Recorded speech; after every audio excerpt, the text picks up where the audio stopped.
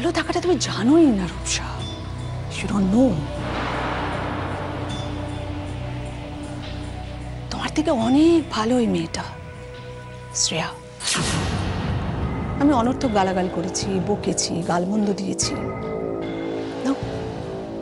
আমার করা উচিত হয়নি। I mean it. মা এসব তুমি কি বলছো?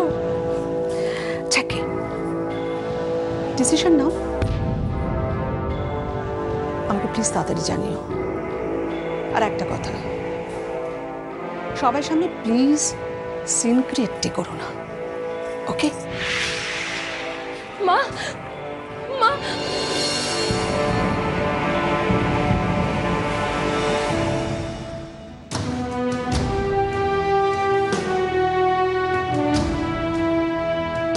আমার ভাগ্যটা কি এতটাই খারাপ?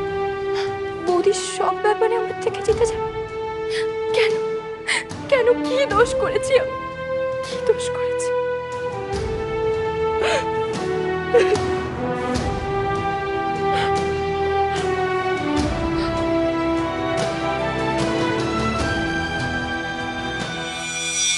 বাড়িতে তো সবাই খুব এক্সাইটেড। উৎসব শুরু হয়ে গেছে। মানে আপনি খবরটা দেওয়ার পর কি ব্যাপার, মানে হঠাৎ ডেকে পাঠালেন? বাচ্চাটার শরীর টরীর সব ঠিক আছে তো? মানে রিপোর্টে কিছু? না না, একেবারেই সেই জন্য ডাকিনি তোমায়। মানে এই প্রাইমারি স্টেজে তো এত কিছু বলা সম্ভব নয়। দেখো, শ্রেয়ার এখন সাবধানে থাকতে হবে, ওর ওষুধপত্র চলবে, সে ব্যাপারে কোনো সমস্যা নেই। তোমাকে ডেকেছি একটা অন্য কারণে। অন্য কারণে? হ্যাঁ দেখো রূপম, তোমার সাথে আমার সম্পর্ক মানে বলতে পারো ফ্যামিলি রিলেশন। আজ থেকে তো দেখছি না তোমায়। দেখো রূপম, জীবনটা বড় অদ্ভুত। জীবনে এক একটা মানে ভালো মুহূর্ত যখন আসে তখন মনে হয় যে এই পৃথিবীর থেকে ভালো জায়গা বোধহয় আর কিচ্ছু নেই।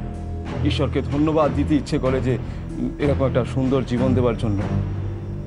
কিন্তু মাঝে মাঝে উল্টোটাও হয়, তখন মানে ব্যাপারটা একটু অন্যভাবে ভাবতে হয়, বুঝলে? আমি না কিছু, আমি বুঝতে পারছি না আপনি কি বলছেন। দেখো, ভালো খারাপ সবটুকুই যে সমান দক্ষতা ফেস করতে পারে, জীবনের এই সমস্ত বাধাগুলোকে ওভারকাম করে এগিয়ে যেতে পারে, সেইতে জয়ী হয়।